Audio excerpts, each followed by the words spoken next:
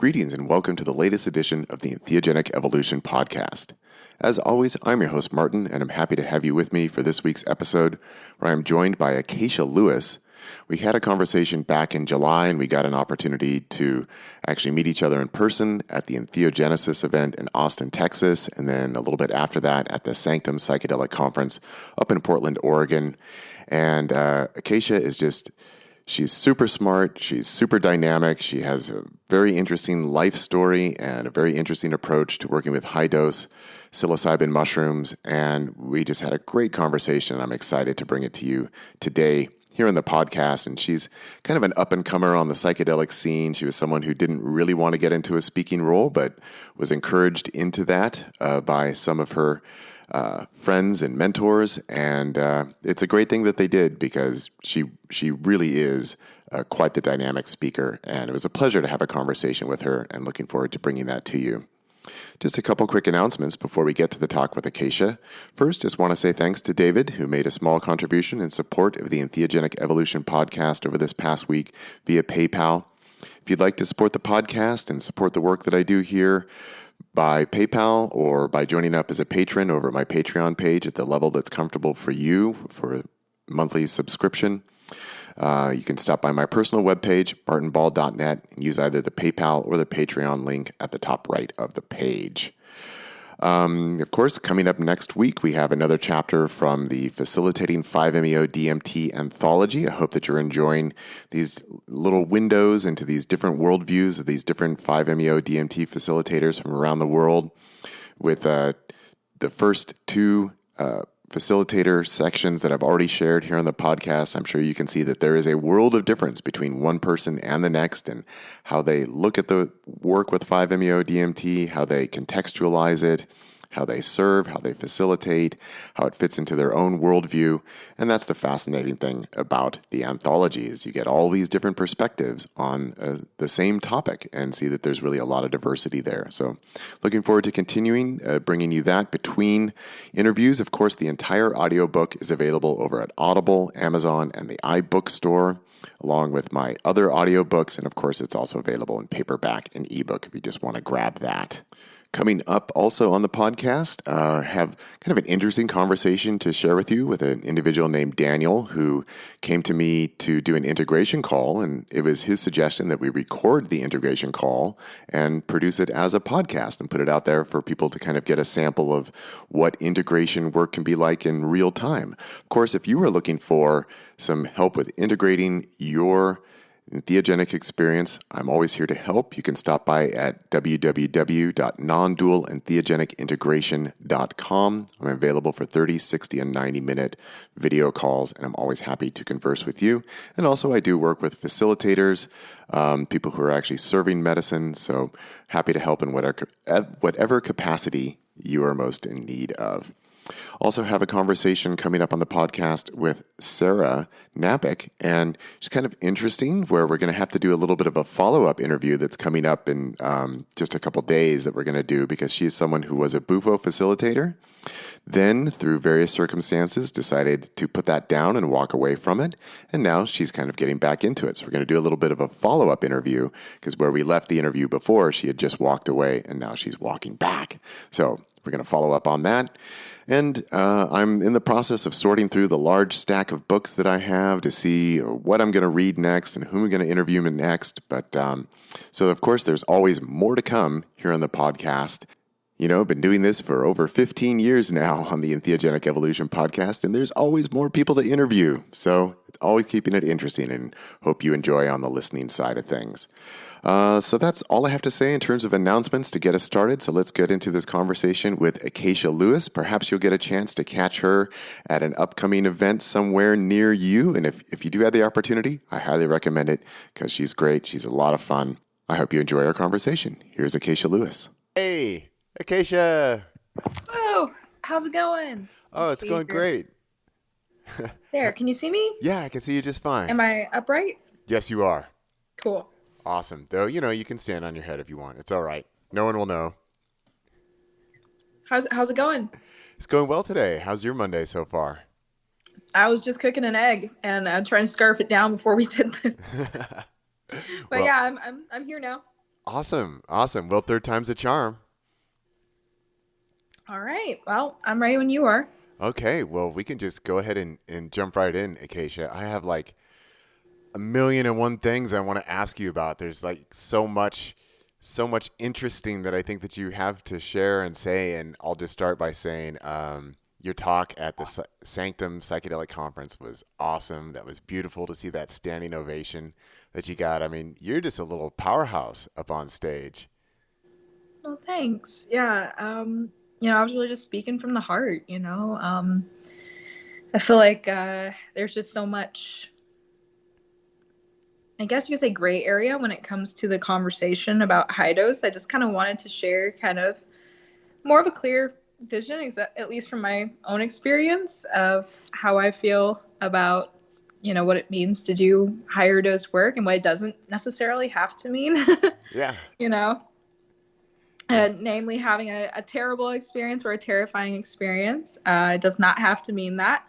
Um, and it also doesn't have to be something that is more than cultivating a deeper simplicity and understanding of why you're here and what your purpose is. I think sometimes we get into these exaggerated superhero mindsets and we forget that the basics are super they're super important, and I think we spend our whole time, at least folks who do high dose and then go low dose, or do ayahuasca per se and then go to mushrooms, trying to fit it into their real life. And I propose trying to fit your real life into your high dose experience instead. Okay. Wow. Well, that's going to be an interesting trajectory to talk about. But so I'll just sort of highlight here's some of the things that I want to ask you about. And you, of course, are welcome to take the conversation anywhere you want to go because this is your interview. And I'm just super excited to talk to you because I think it's going to be a lot of fun. But I had a lot of fun chilling. That was really nice, hanging out and eating tacos and stuff. That was cool. yeah, yeah. I love also like actually getting to hang out with people like yourself. That was a lot of fun. Um, But here's just a snapshot of some of the things I want to talk to you about. So Okay. I want to talk to you about how your background, where you come from, how you got into psychedelics. I want to talk about your work with Kilindi, whom I really really loved. Kilindi. He and I got a few different chances to hang out, and he was just always just fucking kick ass to hang out with. I loved hanging out with Kilindi. You've probably noticed there's a lot of frou frou, woo woo, feel good bullshit in the psychedelic space, and Kilindi was just, man, he's just like, Anti yeah, just anti no frou frou, nonsense. anti bullshit. Yeah, just love that about him. And then also, I know you are spending a lot of time with Mike Crowley, and he's another person that I just absolutely love. Mike, I've known him for a number of years now. I first met him when he walked into my theme camp at Burning Man, wanting to ask me some questions about something that a friend of mine had presented at at some other theme camp at Burning Man, and that was like years and years and years ago, maybe 2009 or something like that. And then also, I know you've been hanging out with Tom Lane and doing some of his what are they called? The time persons work, and you of course have just all kinds of insights about high dose mushroom experiences. You're a freaking astrophysicist. I mean, we've got to talk about that. We cannot let that one slide. Um, and you're just a dynamic, beautiful, interesting person, and I'm just been really excited to get to know you. I've seen like your face and your name has kind of popped up a couple different places. Then I was really excited that we were going to be at Entheogenesis together, but I didn't get a chance to catch your talk there. Did stick around for Sunday at Sanctum specifically to hear your talk, and really glad that I did. So, just welcome to the podcast. It's great to have you here, and yeah, let's start with where do you come from and how did you get into all this? And I know that there's a bit of sort of a dark personal tale there, but wherever you want to begin, Acacia, the floor is yours. Well, well, for starters, I would say kind of just I'm just from Not necessarily like even like a town that people even know about. Like Bloomington, Indiana is a really small town, and it's it's home to Indiana University. That's where I was born. And I grew up in North Texas and Plano, Texas, which is an all-American city. So it's like one of those towns that you look at on a map and you're just kind of like, okay, that exists, but very no distinguishing qualities. It has one of the largest Asian populations, a very small African American population, but it's one of the most diverse towns I think in Texas, if I'm not mistaken. It is called Plano is the name? Plano, Like yeah. plain O. Yeah, and Interesting. it is how it sounds. It's completely flat. There's no hills. There's no natural lakes or bodies of water. There's a lot of trees. They're all planted. It's kind of an all-American town. And I was homeschooled there, and so for me personally, people ask me where I'm from. Like, I can say Dallas because everyone knows Dallas, but Yeah. the truth is it was more like 60 miles north of Dallas, McKinney, Plano area. Um, and I grew up officially, I guess you could say, like more like McKinney area, back before Stonebridge Ranch was even like built. It's if anyone who's listening is from there, kind of the nappy natural hayfield vibe. That's kind of that's where I grew up. Yeah. And I'm just imagining probably psychedelics wasn't a big part of the culture out there. No. As a matter of fact, it was like shunned. There was a huge news story that came out. The only time we heard about drugs was really like when there were a bunch of heroin addicts in Plano, and apparently for a minute, Plano became like a heroin capital. And it can be a very depressing place. Like if you don't have money and you don't live in a nice neighborhood, then it's kind of not a place that you really want to be. And Psychedelics weren't really even part of the conversation. For me, it was going from Windows 95 to Windows XP and the advent of the internet that brought psychedelics into my space. My dad liked to work on computers, so we would go dumpster diving and find all of these old CPUs and hard drives, and we start, putting together basically Franken computers and trying to get them to run. Like I learned how to solder when I was like almost 7 years old.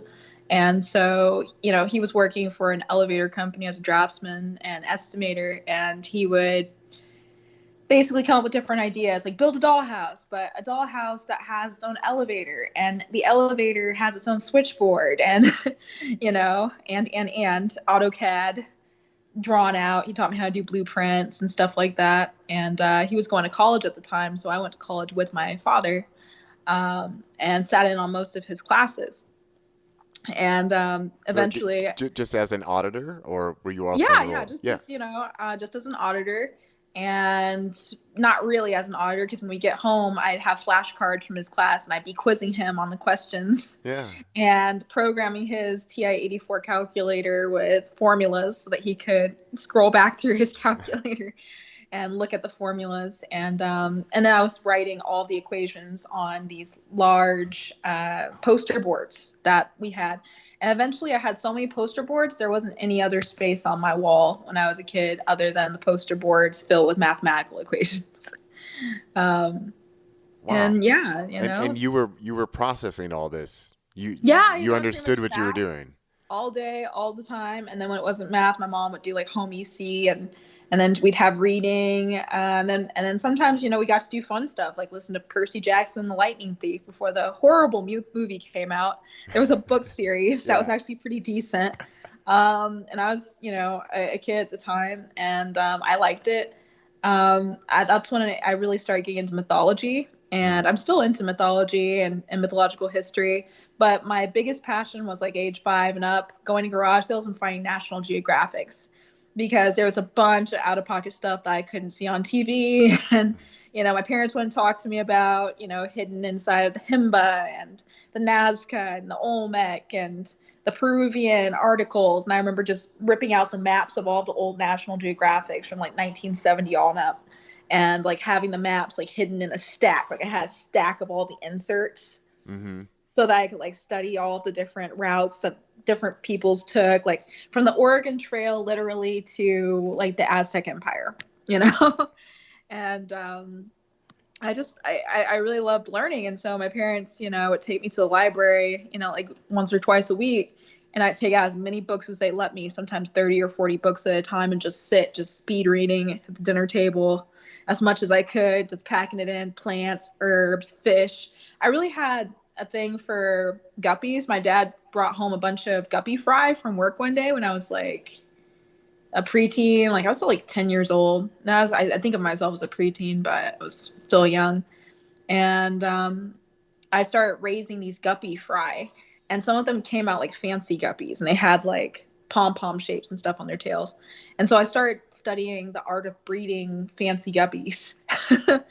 And that passion pretty much never stopped. I still from time to time will go into a Petco and ask them why I don't have any Anacaris for sale. And that's one of the plants that we use to hide the fry from the live bearing fish that will eat their young, literally. But yeah, I just my parents taught me that learning was a really big priority, and so that segued into me trying to study everything possible about DMT containing plants after I realized that my name was connected to a tree that contained DMT. Yeah. But there wasn't that much information online, and in the early days of Arrowwood and the early days of forums, you could find little things. Sometimes you'd find like someone who made a post asking a question, then you'd have like a bunch of dumb answers or something. Or you'd get on a chat with someone and you'd ask them, do you know anything about this plant? And they just look at you, and then it would scroll to the next guy. Yeah. That's how it was pretty much for me in the early days. I didn't really discover psychedelics until experiencing them when I went to college. First thing I found out was don't do Adderall, because my friend who lived in a dorm across from me had a heart attack at like age 17 from doing too much Adderall. Oh, wow. So all synthetic things were off the table for me at that point. And I did get some mushroom cookies and some other things that I think were like cannabis edibles, like early cannabis edibles, like reefer chocolate or something. And I knew I really didn't like it. I didn't like the feeling of being high, so I stopped doing cannabis. That changed later on. Like I got into hash much later, like age 21, 22. But yeah, that was the very beginning for me, ground zero, I guess.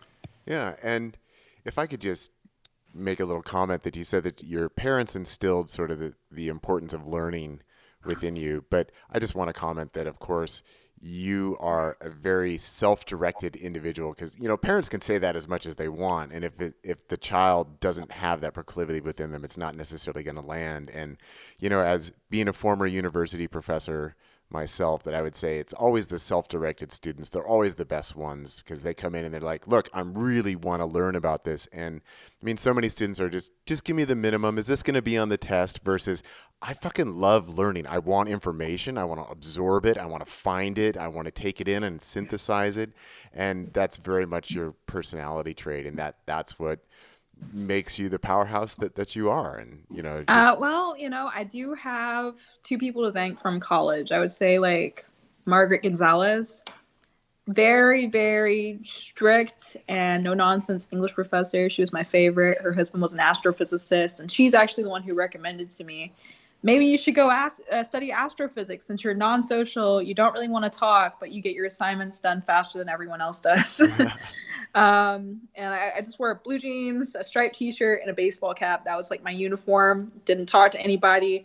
You said the assignment was due. The assignment got done that day. Yeah. And so me going into college with that mentality raised some red flags with the faculty.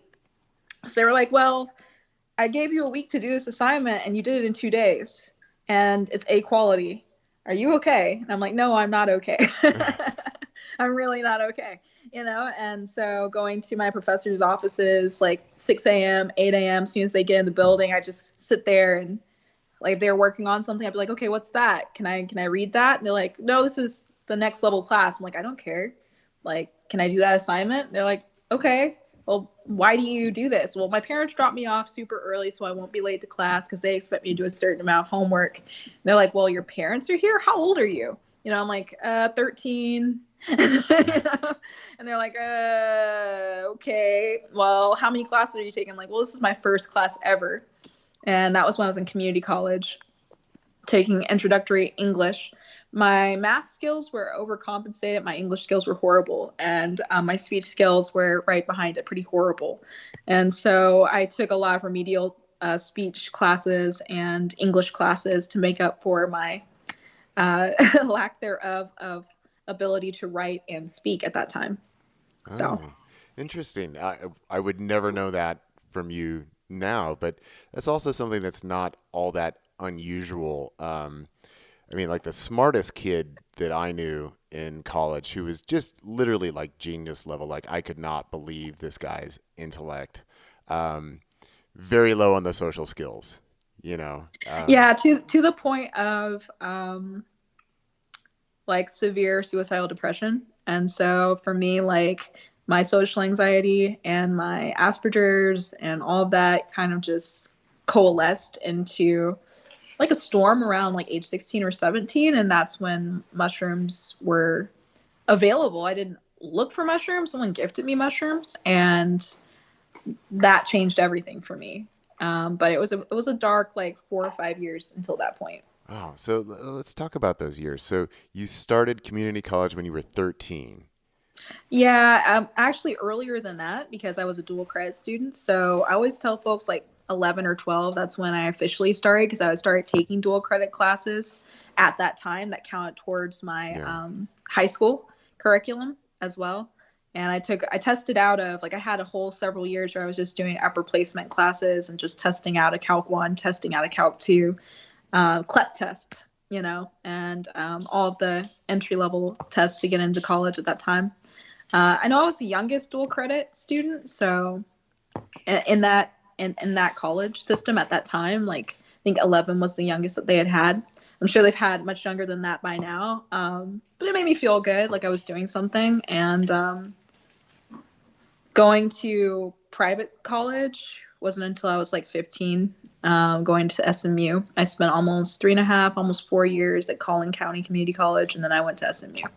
Wow. So, I mean, that's kind of an interesting double-edged sword. On the one hand, that you clearly must have known that you were different from most other kids. And then you're in these college classes where everybody else is older than you, and that's just going to reinforce that, which is then going to create more social isolation for yourself and even more pressure to how do I get along with Yeah, these. well, for me, it was like most of my friends were your age. Most of my friends were over 35. And so it was all adults like finishing Yeah. their education and stuff. And so I had a whole group of friends, a lot of them I don't really keep in touch with anymore. Like some of them I think I'm still in touch with, like my friend Bobby, but I got to see them dealing with their regular lives. I was like, well, if they're doing it, then I can do it too. Let me get a job. Let me, make some money. Let me start trading stuff around on Craigslist. I remember by the time I was, a teenager, I already had my first moped. I traded someone on a Sega Saturn for a Pep Boys moped. Had my own set of wheels. It was 49cc. So in the state of Texas, it was legal for me to drive. I was a minor driving a vehicle, put the title in my name and everything, because I have friends around me who did stuff like that. They flipped cars and mopeds. I eventually flipped my MacBook for my first motorcycle, and it was just part of it, part of what came with being young and with a group of much older people. And that was part of how I've developed over the years, is just having a really supportive group of professors, really supportive group of administrative people and peers, who have taken me aside and given me novel ideas or talked to me about really weird stuff. I remember being in college and spending most of my time in Bridwell School of Theology, reading all of these old Vedic texts. And that's when like it finally started occurring to me, okay, entheogenic plants play a part in human consciousness and development. Hmm. And for me, that was pretty much all I wanted to study. And I was studying astrophysics at the time, doing variable star research. So I, had all these texts, some of them that were super duper old that I couldn't even take out of the library. And I rushed over to my advisor's office and I was like, okay, I think I want to do research on consciousness as a state of matter for the rest of my career. And he looks at me, it's like, Bridwell and Hamilton don't work together. You can't do a research study and engaged learning project with the School of Theology and the School of Sciences. That's not going to work. They're not ready for that yet. Yeah. And that broke my little heart. And I was like, okay, well, if you won't let me do it, then I'm going to do it on my own. And that's kind of been a lot of what fueled my early years of taking higher doses and exploring concepts of physics that at one point make sense as theories, but have really a lot of holes that can be poked in them on an actual literal level. The theory of relativity, the universal theorem, these are all things that hold their weight, and then something like string theory comes along. And it's like, what if this is the new theorem? Then something like quantum entanglement comes along. I remember just reading last week that some of the first experiments proving quantum entanglement is real have been done. You go to physics.org and you'll find like all these stories about quantum states and the ability for us as researchers to come up with more sensitive technology. And I would beg to differ that the most sensitive technology that can be made is biological technology. Because biological technology is paired with something of a quantum computer, which is the human brain, which can hold terabytes, hundreds of terabytes of information, and a substrate that's not static. It's gelatinous, So time and energy move differently through that substrate just because of how the material of our brains is made.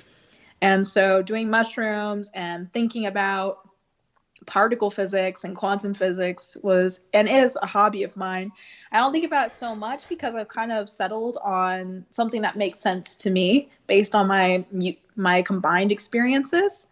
And I still haven't found a way to make that a theoretical formula because it's something that is putting letters to something on that kind of scale seems really futile and useless. I think that just like in the movie Lucy, like how Lucy's sitting there saying that humans are trying to create a scale based around their limited concept of how finite reality is.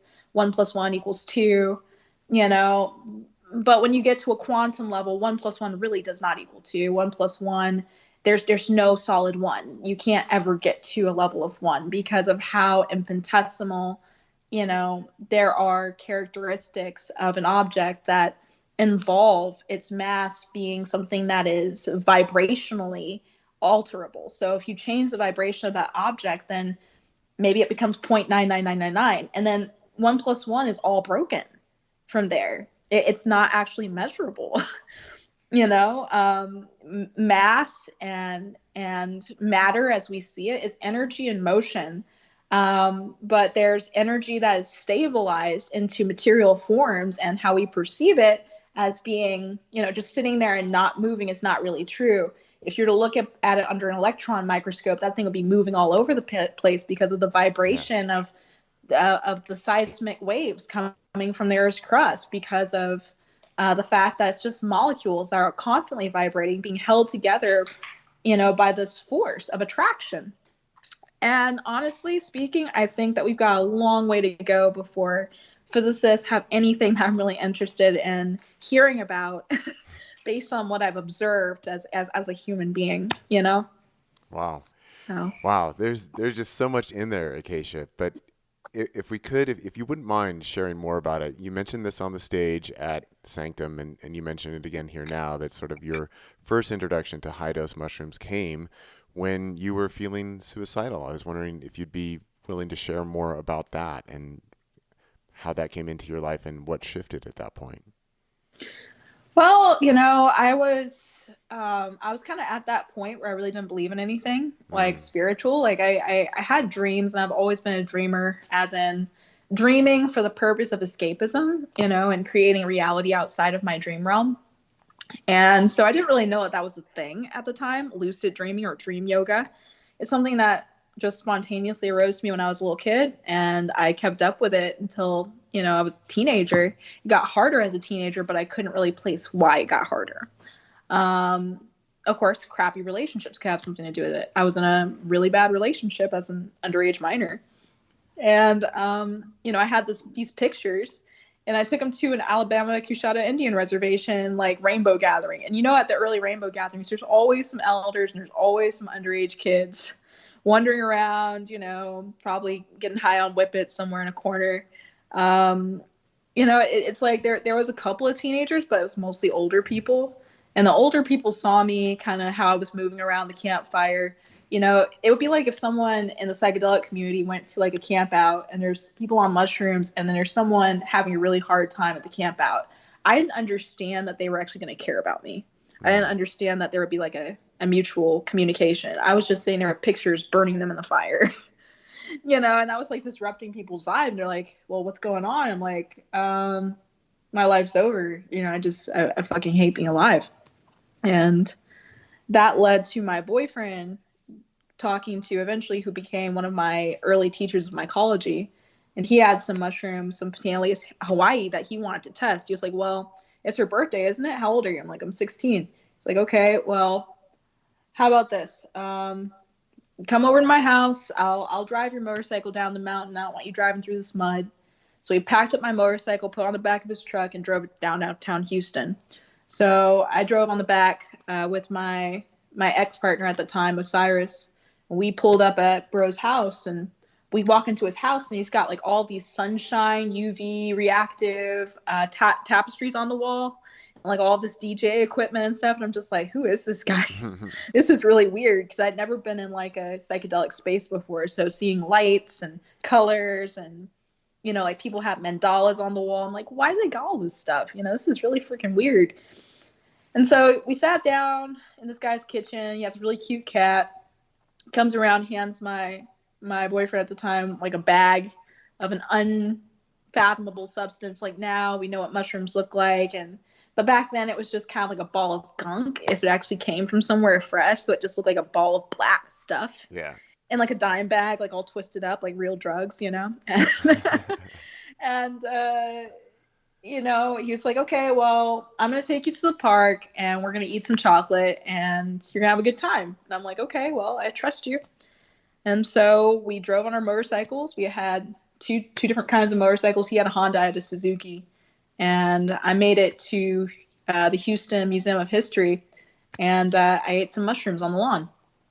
And I didn't really understand that you were supposed to take mushrooms indoors. No one told me anything. I hadn't done any research. And it felt like the most natural thing. It really did. It felt like somebody just took all of the anxiety and, just aired it out, like just ironed out my emotions. And I felt really warm and fuzzy and happy. And I just laid down on the grass. And for the first time, I actually felt the grass, like in years, and I really tapped into my smell. My sense of smell was heightened. I could smell the earth. I was sitting there sniffing leaves for I don't know how long, like a weirdo. I ran across the lawn, started hugging trees. The trees were forming faces. The faces were lovingly communicating with me. And it felt like I was back at 5 years old again or 4 years old again, but without anyone to tell me, oh no, don't do that. That's weird. Oh no, don't go over there and lay there. That's weird. People are going to look at you. And of course, there were other people at the park, and I remember seeing a group of what I knew as homeschool moms. The long skirts and the mushroom haircuts gave it away.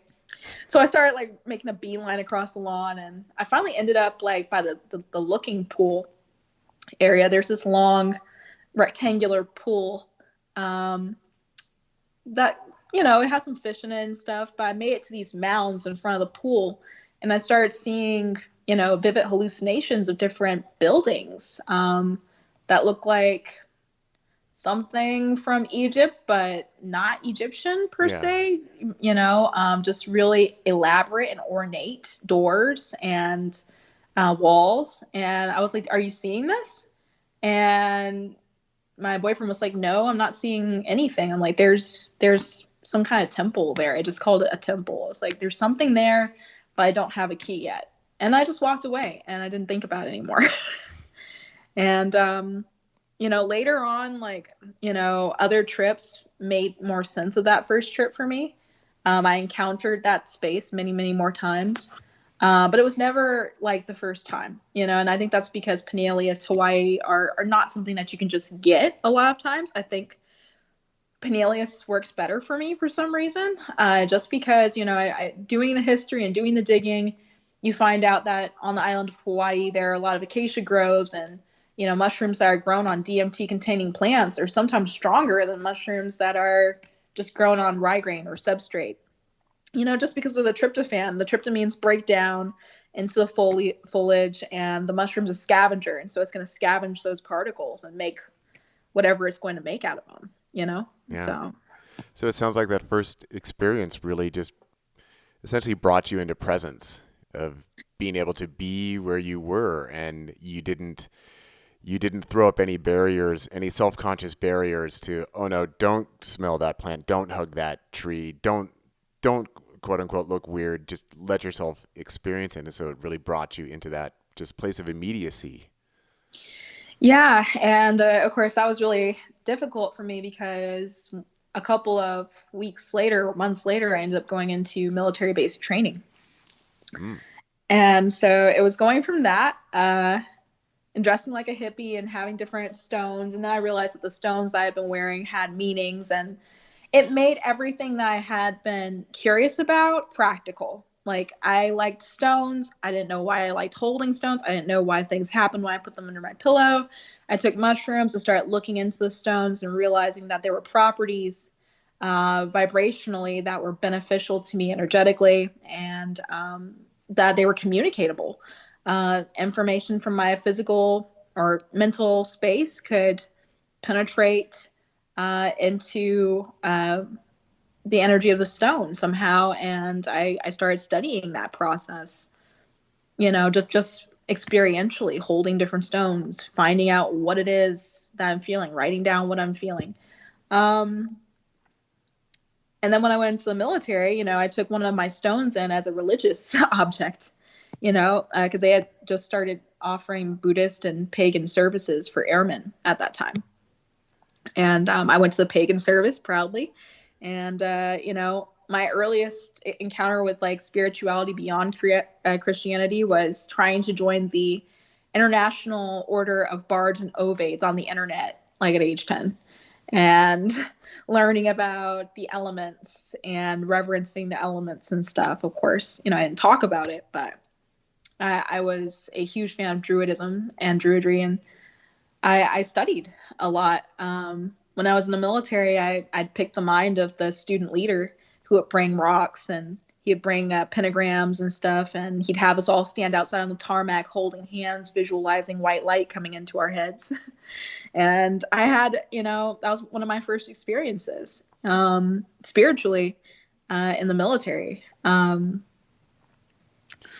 what brought you to the military in the first place? Student loan debt.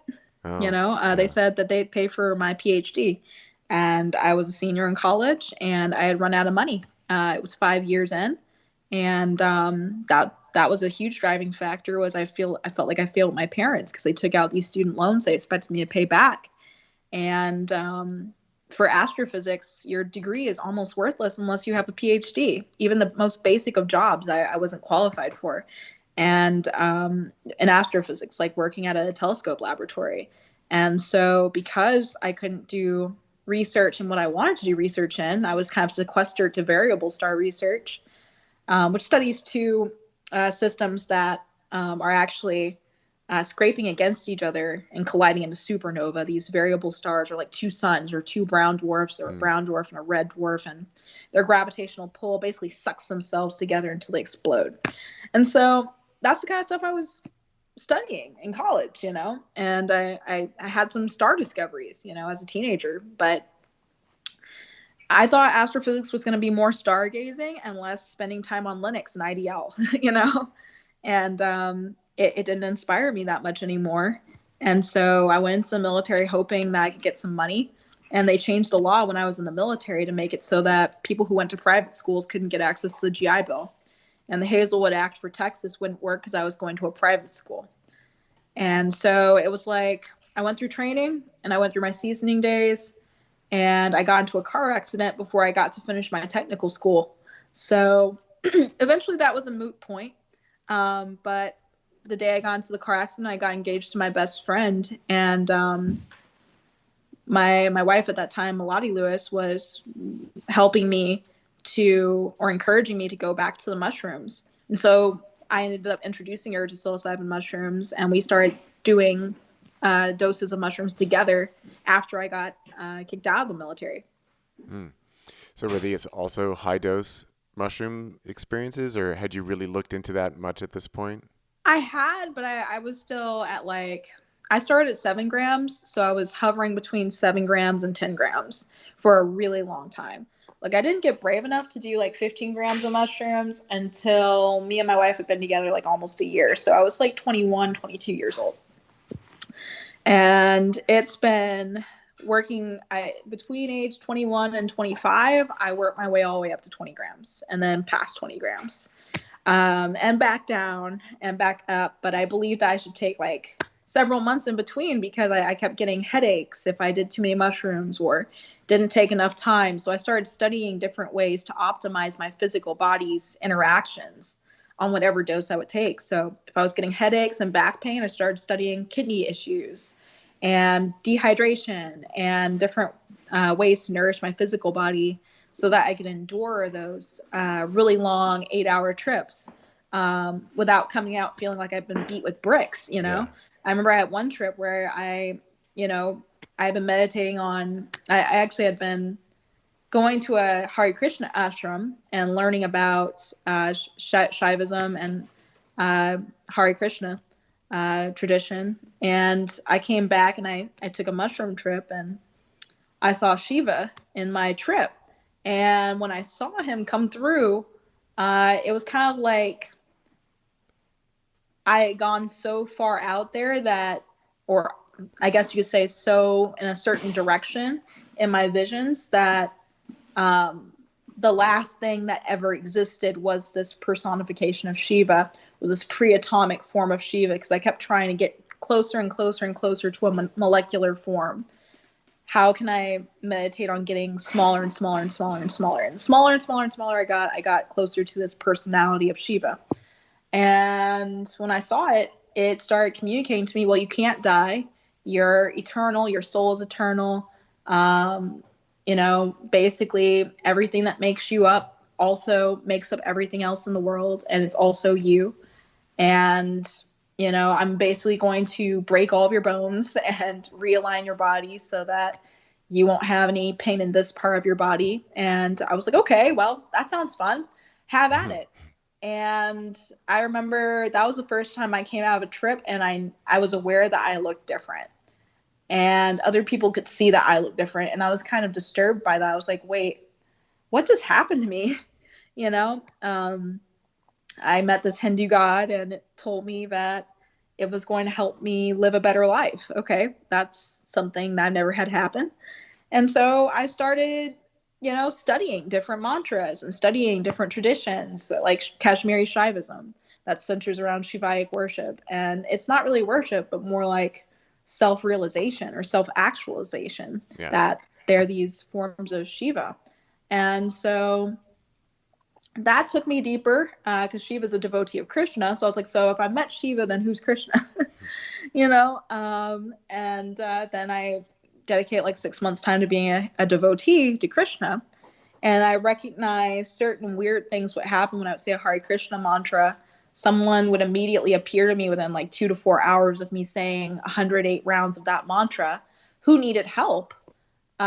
Specifically help that sometimes I could only help them with. Like one lady had just had her first mushroom trip or wanted to know something about mushrooms in the supermarket line right after I said the mantra. And this was 2016, 2017. This was before it was really acceptable to really even say the M word in Tucson, Arizona. It was kind of like a taboo.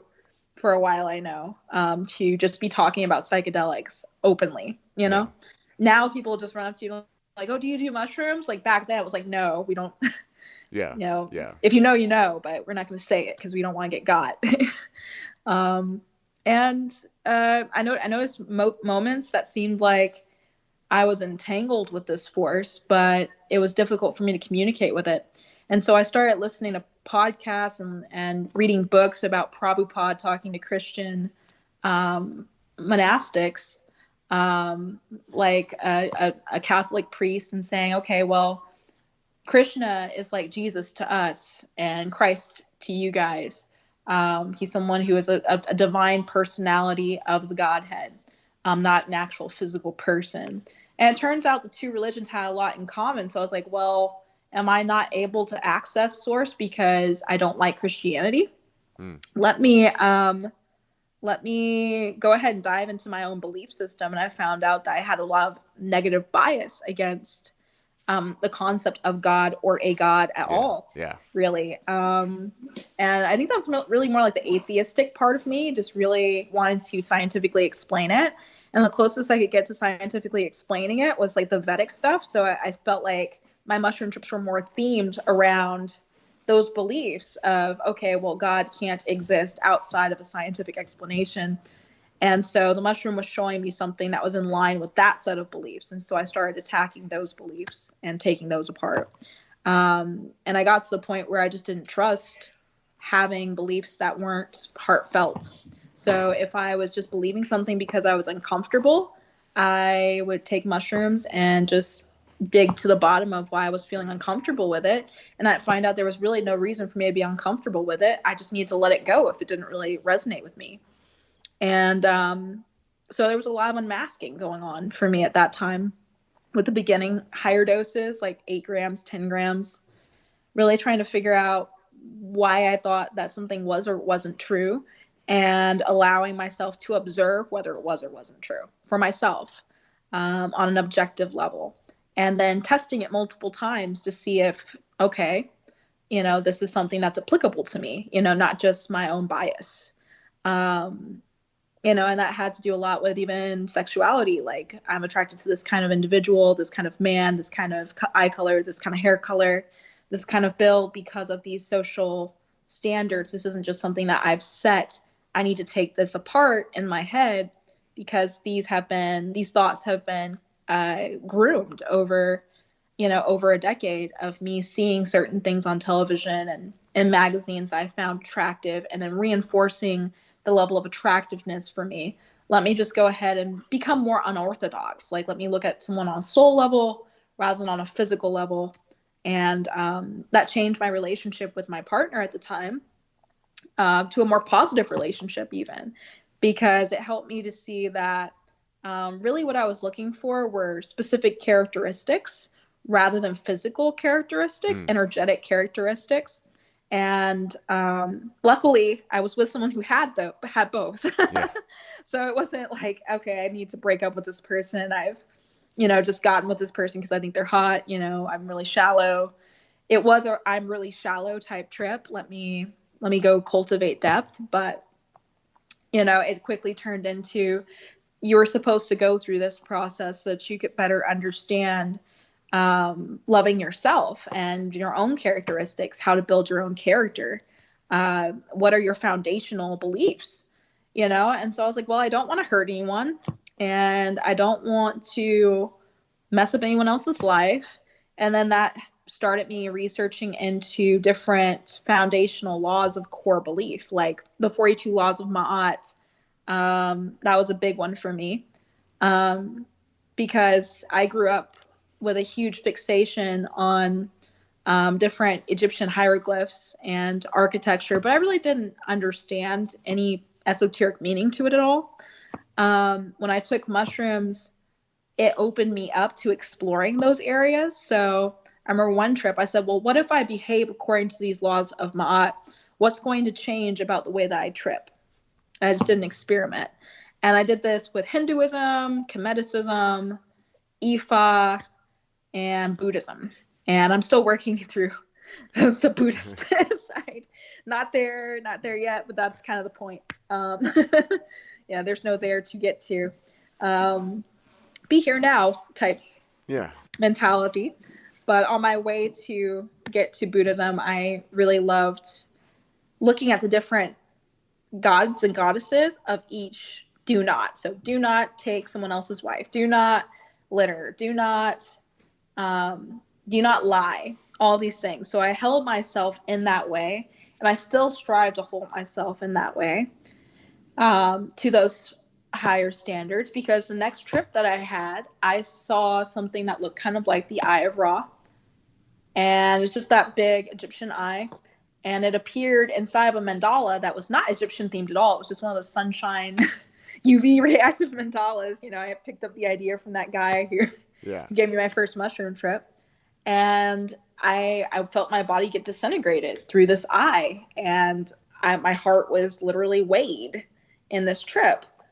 And I felt like all the behaviors in my past that were not in alignment turned into black ash, and the things that were like according to positive attributes turned into this gold. And this gold, or this spiritual gold, started oscillating, and I traveled through it like a DNA helix into this reality that looked like it was in the future. And when I say it looked like it was in a future, it's just like everything that we think of that makes this material world was made of an etheric crystal holographic texture instead of what you see, you know, like the wood walls. It was made of like clear crystal turquoise light. Yeah. And, you know, I got to go and hang out in this world for a little while before I got put back into my body. And, you know, for me, it was like winning an award in a dimension that you don't think exists and talking to people who also don't exist. It makes you wonder, am I going crazy? You know, is this real life? And I remember Kilindi saying something like, if you think it's real, if you feel it's real, you know? And for me, it felt real. And so I started doing research on time travel. You know, and I started finding accounts of people who had taken San Pedro and trip reports where they had encountered something like time travel. What was interesting about that trip is that I had been working with San Pedro. And so I correlated it to the San Pedro that I felt like I had moved in time. And yeah, you know, I take all my trips with a grain of salt. You know, I don't take it as like, okay, this is what happened. For me, it taught me a lot about the aspects of immortality being correlated to mortality in the form of morals. As in, your morals make you immortal. Like, even if you die right now, the principles that you stood for will always hopefully exist, even throughout time.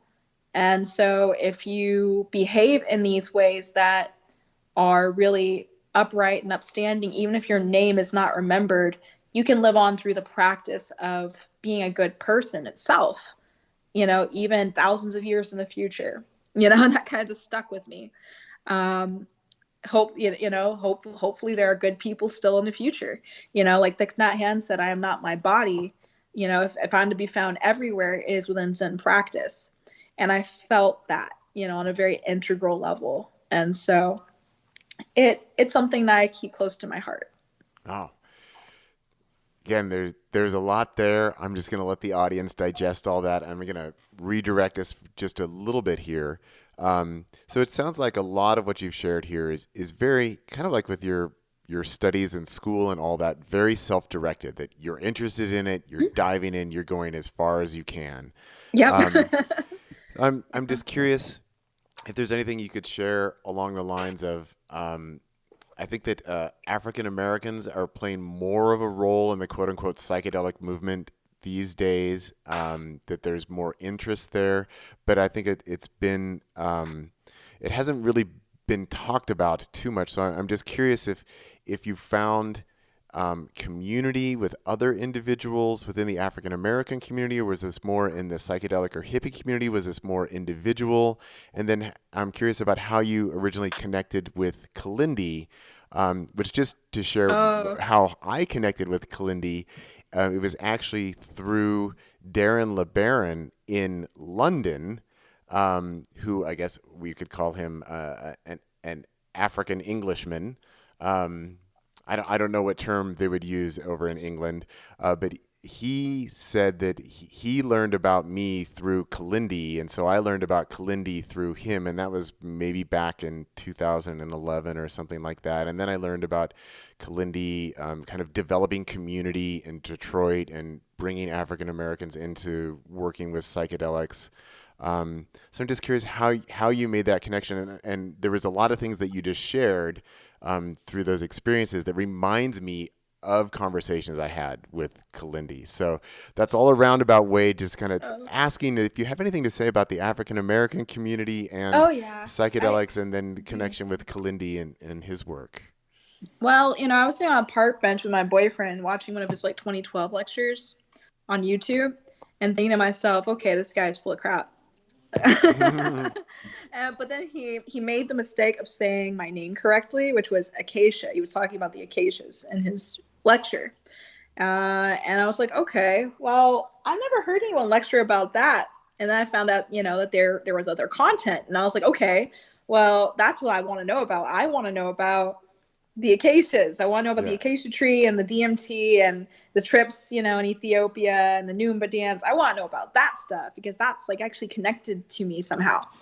And I started following him under a fake name on Facebook for a couple of years. And I was under Kaylin Mosshart. And I chose the name Kaylin because I was like, I like this name. And I think it was because Kai Wingo was giving her first lecture. I was like, I want to be her when I grow up, or like her when I grow up. Yeah. And I was a huge fan. We just had the Women in Entheogens conference in honor of Mama Kai Wingo. She was one of Kilindi's partners who was at one of the Reagan conventions. And she was a huge inspiring figure for me as an African-American woman lecturing. And so for me, first, it was just commenting on some of Kilindi's posts, and then he made the mistake of posting his personal phone number on Facebook one time. Kilindi? He never did it again. Yeah, he never did it again. He's like, call me if you want to talk. I'm like, okay. So I saved his number in my phone, and then a year or two later, around 2017, 2016, I called him at the peak of one of my trips because I had done Syrian rue and 14 grams of mushrooms, or 14 or 16, I don't remember. It was in that range. And I remember I had driven to Texas for my birthday to get mushrooms from the guy who first gave me mushrooms because he was always reliable and I really didn't trust anyone in the community. So I went 14 hours and I drove back home to New Mexico. And I was sitting in a cabin in the middle of nowhere tripping balls. And I saw these Sierpinski triangles, these fractal triangles open up. And I got smaller and smaller and smaller until it was I came out on the other side in the macro realm, back in my body. And I was like, why doesn't he talk about this stuff? If he's taking high doses, why don't you talk about the infraparticle and the submolecular? Because I'd already been exploring that.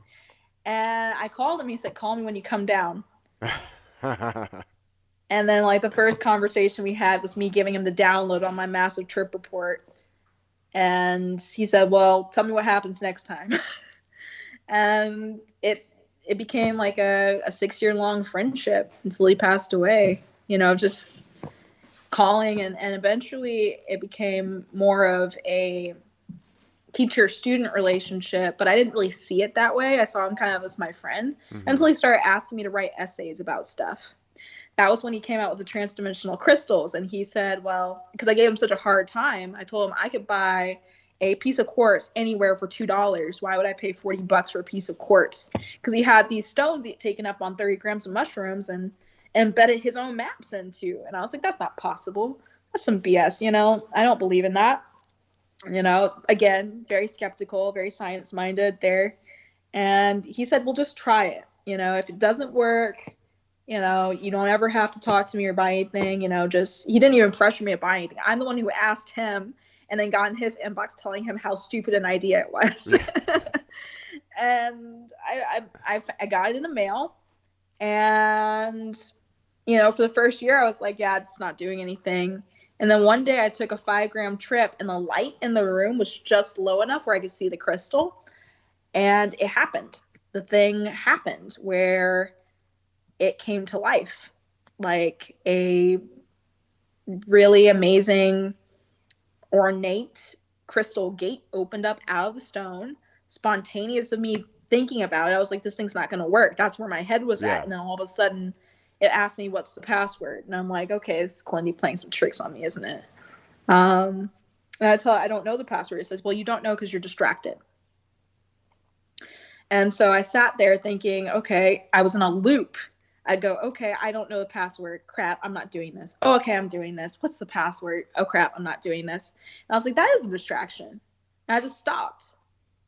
And then I stopped like levels into my thought processes, like pressing on air brakes, riding a semi. That, like, my brain at that time was a semi going in this loop, and I just had to stomp the brakes and just like grit my teeth and then like make the thoughts stop.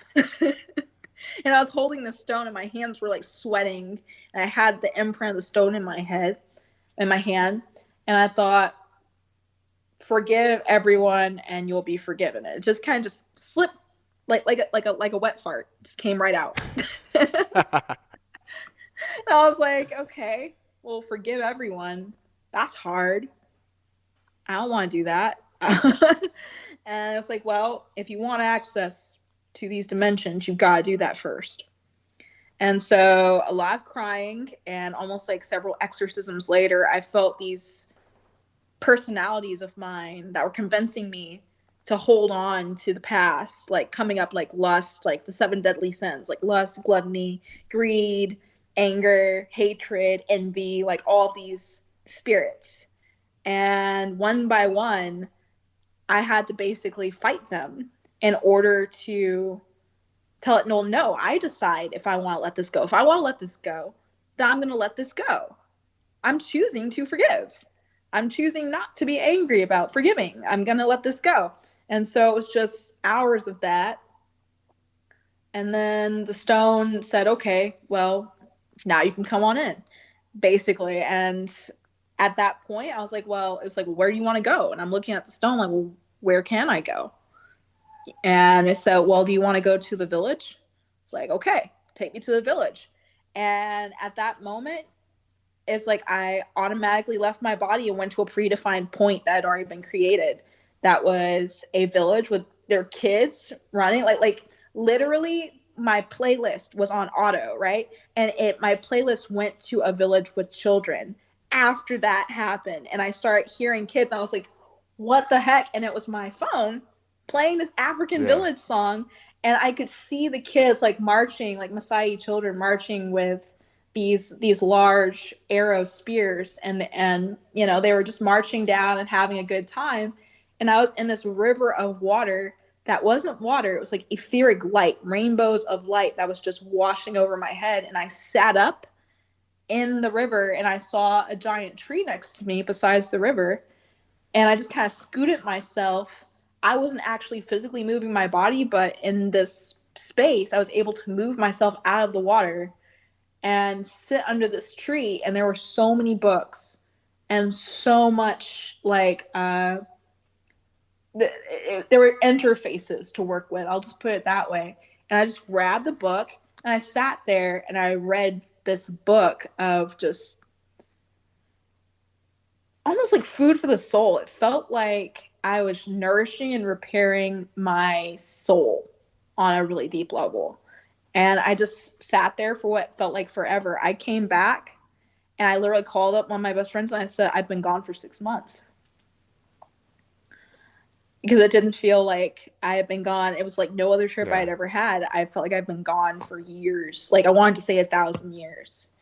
And that was the start of my first time in the interdimensional village. And I called Kilindi. I was like, I told him what happened. He's like, well, I want you to write an essay about it. And then that's when I got the more teacher side of Kilindi. It was after that. Yeah. Nice. You know, just wanted to comment on the password of it was forgive everyone Yep. And you'll be forgiven. and you'll be forgiven. Yeah, Well, and I was really holding some stuff against my ex at that time. So that was like right after like a bad breakup, and I really wanted to do some horrible things. Like malice was in my heart. yeah, And it yeah. tells me that. Like that was a interesting. Yeah, that's a hard one. It reminds me of I wouldn't have called it a password, but I think that's a good way maybe of describing it is kind of early on in my own process as I was really opening up and transforming, but I got the message of love everyone without exception. And that was a hard one for me because at that time in my life, there were some people that I was holding a lot of strong grudges against, Yeah. let alone, the people I don't even know or whatever, but it was Hmm. just insistent.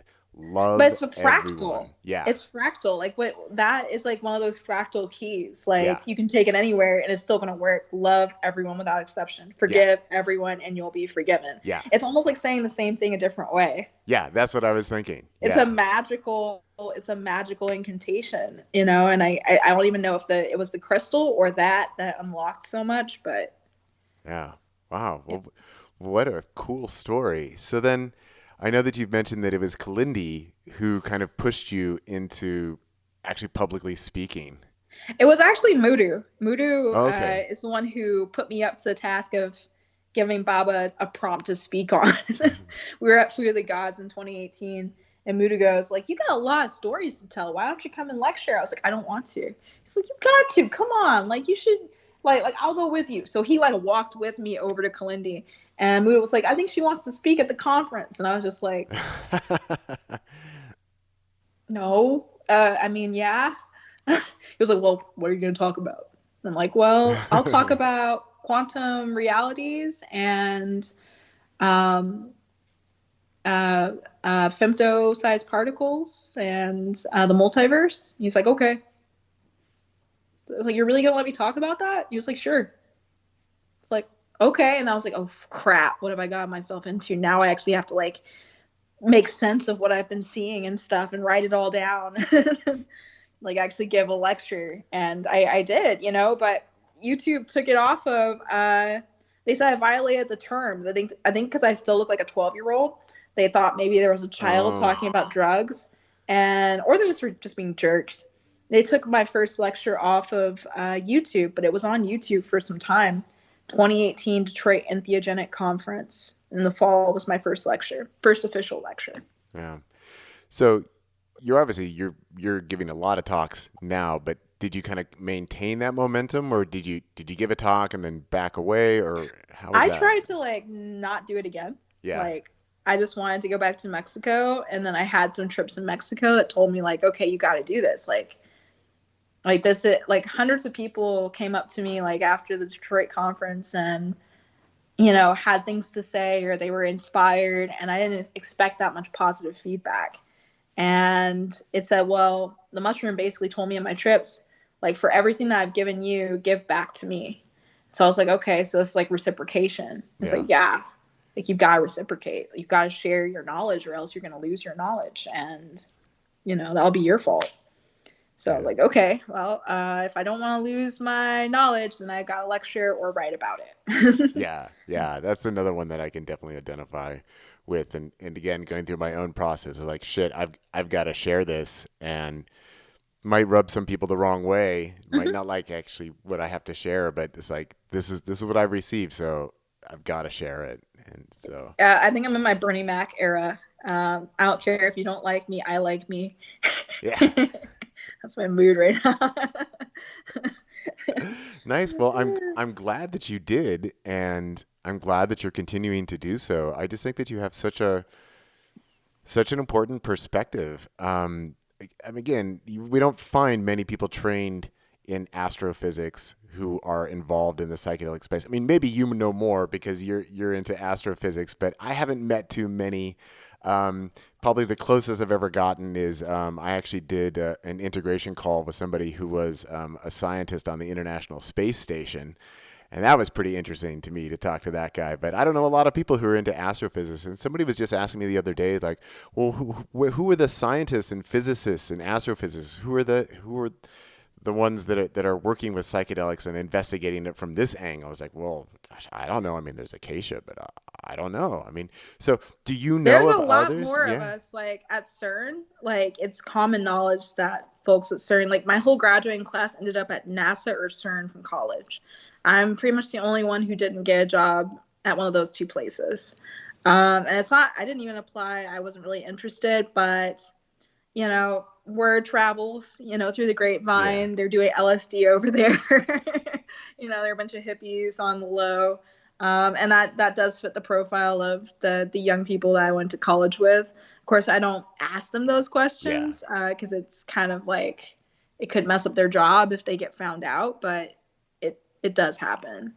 And for me, like I feel like I'm a broken astrophysicist because I didn't get a PhD. I didn't graduate officially.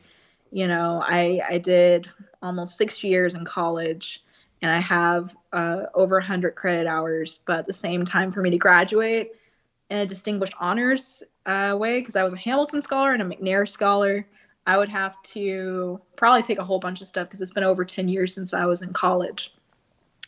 But I say, like, for me now, I'm a visionary researcher and just a continuous learner. I'm always going to be a continuous learner.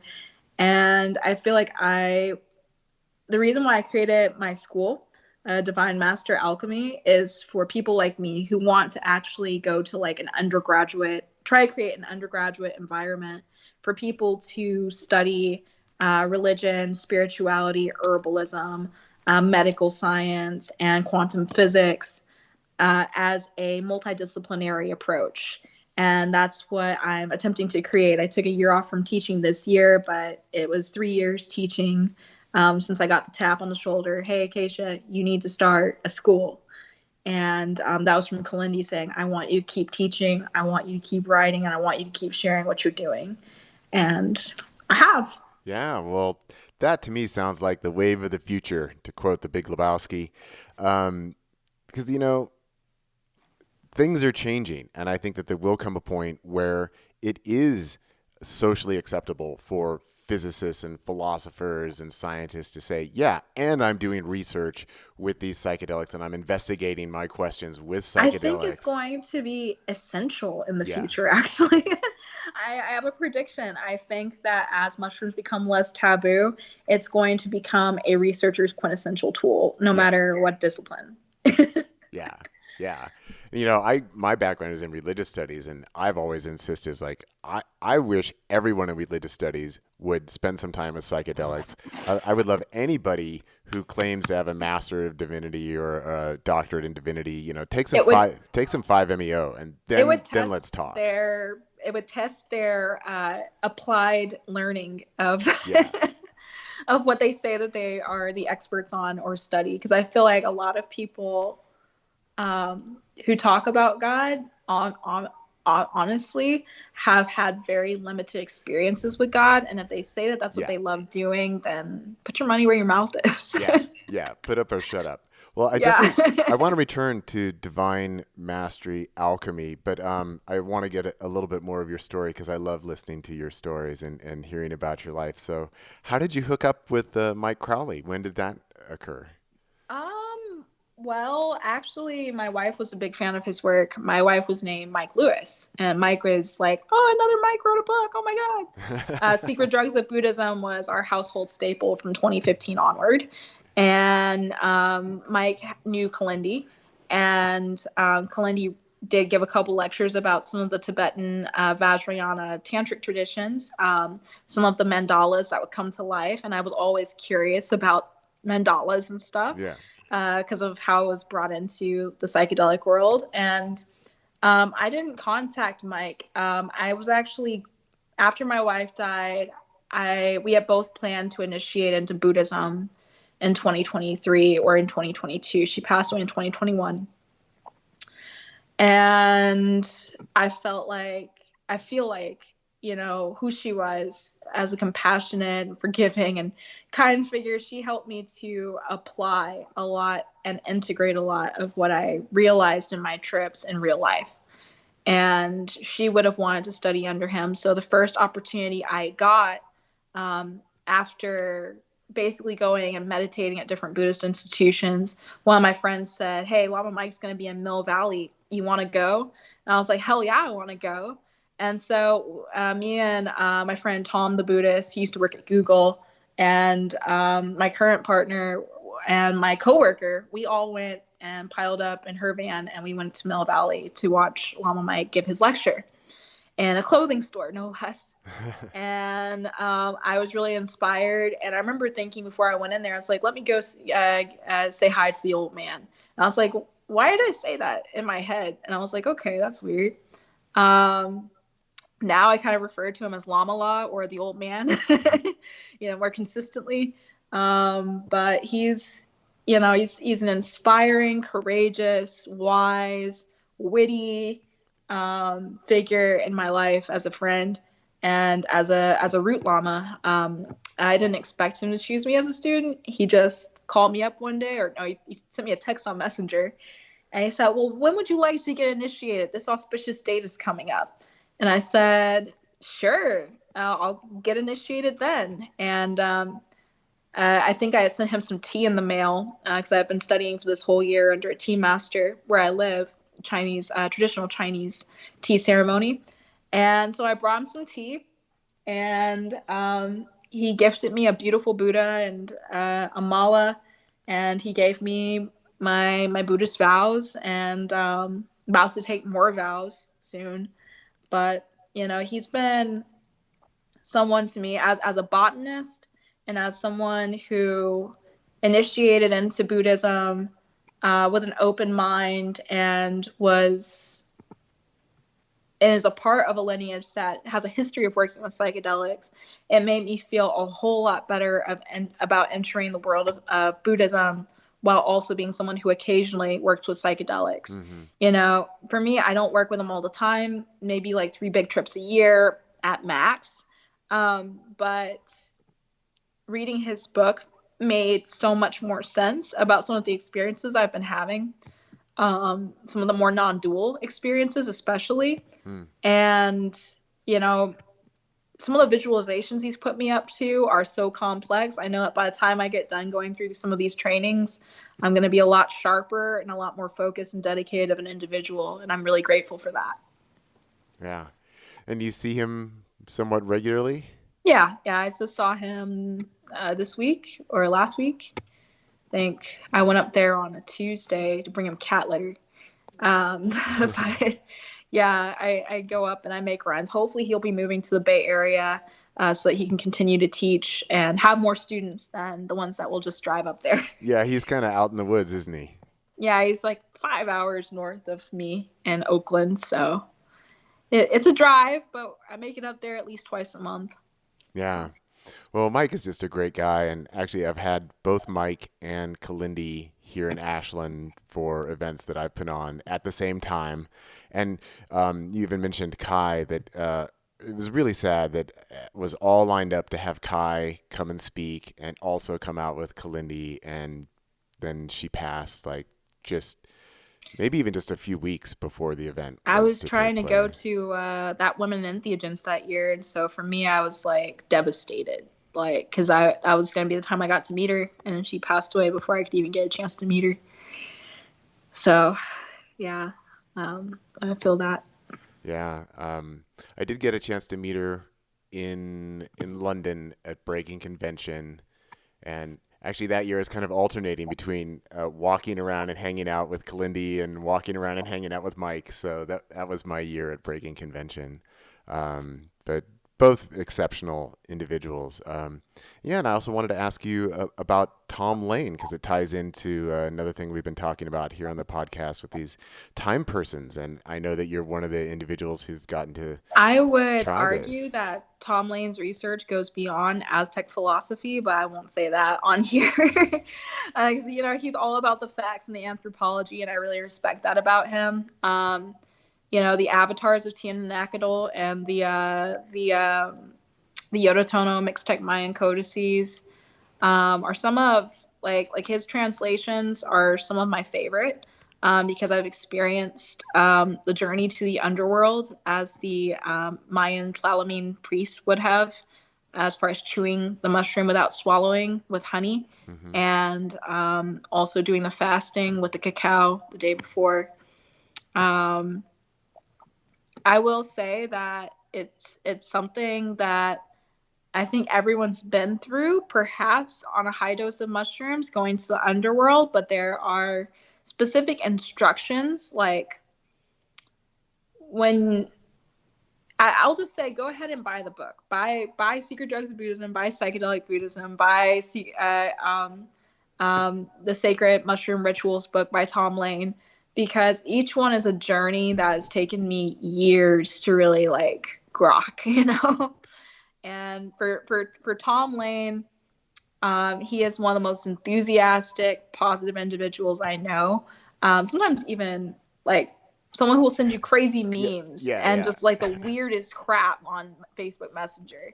But traveling with him was a joy, you know, and I really like his interpretations of some of the stelas of Xochicalco and the Mayan rituals, because living in Mexico for me, I really want to honor the traditions of the mushroom, even beyond modern shamanism, you know, all the way back to the roots of its original use for warriors.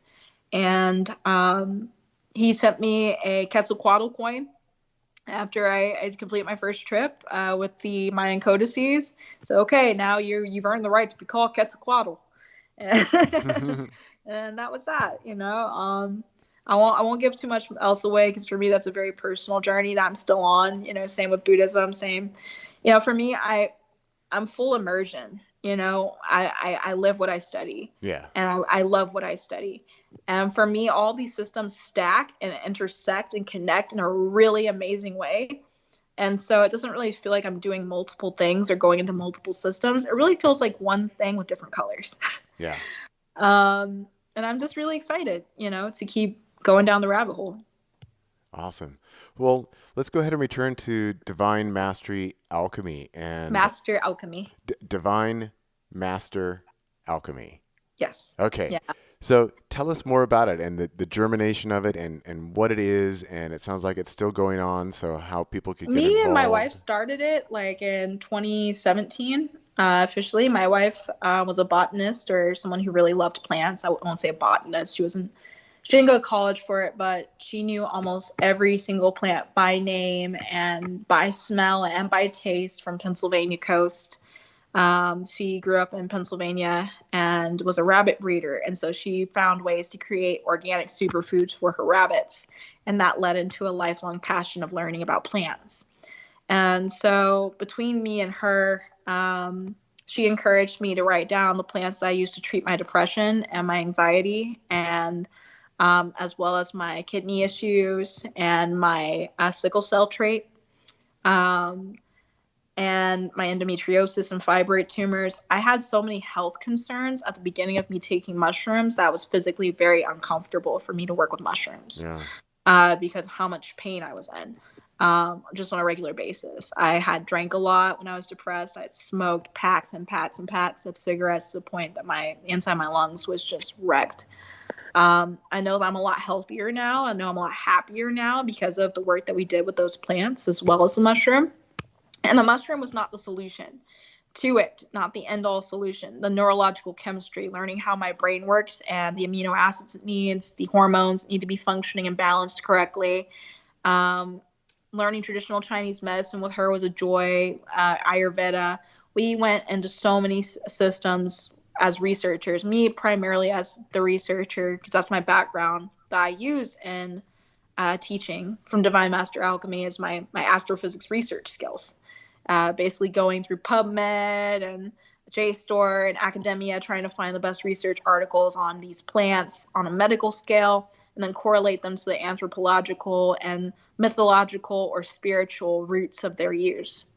And so when I teach about plants, I teach about not only my experience with them, but what the experience was for the ancients, whether that's Hindu plants, African plants, or Chinese medicine plants, or even Native American plants.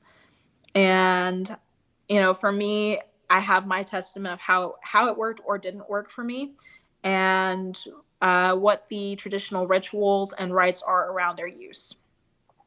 So I try to preserve the stories from a multitude of elders that I've had that taught me how to use the plant or taught me about it. And so I've got the oral tradition, the medical tradition, and the spiritual history of what this plant's for. So for instance, like take a plant that's one of my favorites, like intellect tree seed, which is just the seed part of the Celastrus paniculatus plant. That goes back all the way to the term Jyotoshmati, or the light time brain plant, in the Rig Veda and Vedic accounts of its use.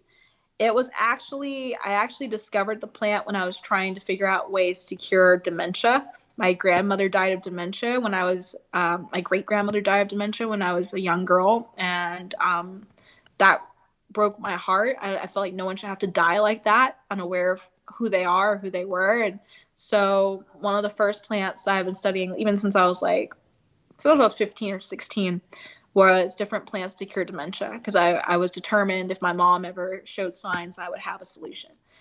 Or if I ever showed signs, I would have a solution.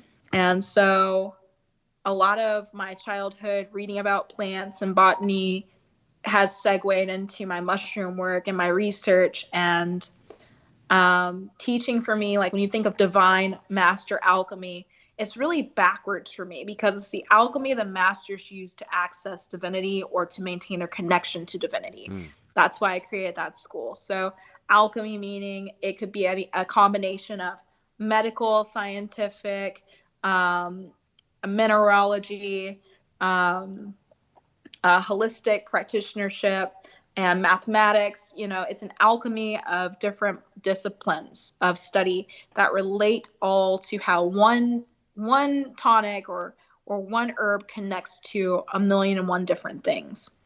And part of my passion was driven by doing research on this one plant called wild asparagus root, which is like the flying herb of the Tibetan monks. It's a oniriogen, but learning its Shatavari in another language. Learning that there are so many different grades of the root that are used for different purposes. And finding out that each plant that I knew of grows in a multitude of different countries, and each country has a different name and different traditional use for it. And so for me, I was like, well, how can I teach one plant if I don't teach the 360-degree, the ostrich feather, or the full realization of that one plant to a multitude of people, not just one group of people? Because I felt like that's what Google does. You Google a plant like wild asparagus root, you might find a little bit of how it's used in India, but you don't find anything about how it's used as a psychedelic in Tibet. And that's glaring, a glaring misstep on the part of the internet. But the internet is not the best research tool. We are really good researchers, though. So I created a 3D mind map multiverse for all the plants that I've studied and the different traditions that they connect to, and the traditional names of the rites and rituals, so that people can explore at their own pace, take a walk around the globe, and find out how many sacred or ethnobotanical plants are connected to these traditions that have been around for thousands of years, or even hundreds of thousands of years. And it's kind of like a smorgasbord for folks, because one week we might be talking about a day in the life of Maria Sabina, where we talk about the food that she would have eaten, the ritual instruments that would have been used, along with copal, along with the symbology of the ritual instruments, and then going down into the culture of the Mazatec mushroom shaman, going through the book called The Mushroom Doctor.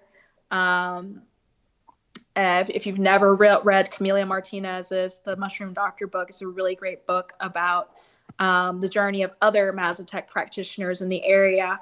And so you can understand more about the Velada, the actual songs that Maria Sabina sings, and the significance of them to her. So for me, it's not about giving, like a 15-minute summary of a plant. It's a real researcher's course. Let's find out what food this group of people ate. Let's find out how climate changed. What was the geography like from 300 BC to 600 BC for the Nazca to become the Moche? And how did the pottery signify their move from San Pedro cactus to mushrooms with the changing climates? And did the combination of mushrooms and cactus create a whole nother cult movement? And what is the Chevin? How many hundreds of species of San Pedro are there? How do you grow and germinate San Pedro? What are the dieta practices, and what current lineages are still around today for you to go and learn from? That's kind of the stuff I'm into. Yeah. Wow. So this is something that people can still participate in? It's still Yeah, ongoing? next year we're going to have a tea-themed spring semester where I'll have one of my tea master and a chemist and a researcher who both work together. Mr. John, he's going to be teaching classes about the different time periods that these teas became well known, the roasting techniques, the phytochemistry, and the physiological benefit, as well as the history and the traditional use. And so because I've been studying tea for a year, I'm going to bring my teachers to come and teach the students so that they can kind of see how the dynamic is of in the field actually encountering people who also do the same kind of research that I do, multidisciplinary. Yeah. So. Wow. Awesome. Again, you are just a powerhouse. You've got so many interests, and I think you're doing an excellent job of just bringing them all together and doing something like really new, and it's really exciting. Thank you. I really appreciate that. That means a lot coming from you. Yeah. So Acacia, we're recording this, and it's going to be several weeks before it actually comes out. But I know you have some more speaking gigs. So where else are you going to be showing up? Bayul Mushroom Retreat, Hamilton's Mushroom Retreat in Aspen, Colorado, the 10th through the 13th. November Spirit Medicine Conference in British Columbia, Vancouver. And even into next year, showing up at the Botanica Obscura Conference, the Poison Path Conference next year. So cool. There's more on that list, but I need to confirm and stuff. So. Well, that's awesome. It's great that you're getting all these opportunities. And again, I'm glad that you were prodded to actually speak in public and start sharing, because you've obviously got a lot to share. And we need people who are smart and who know their shit and are willing to talk about it. And I'm happy to say that you're definitely one of those. Thank you. I really appreciate that. Yeah. So we've covered a lot of ground. Is there anything that I didn't ask you about that you'd want to share before I let you go and enjoy the rest of your afternoon?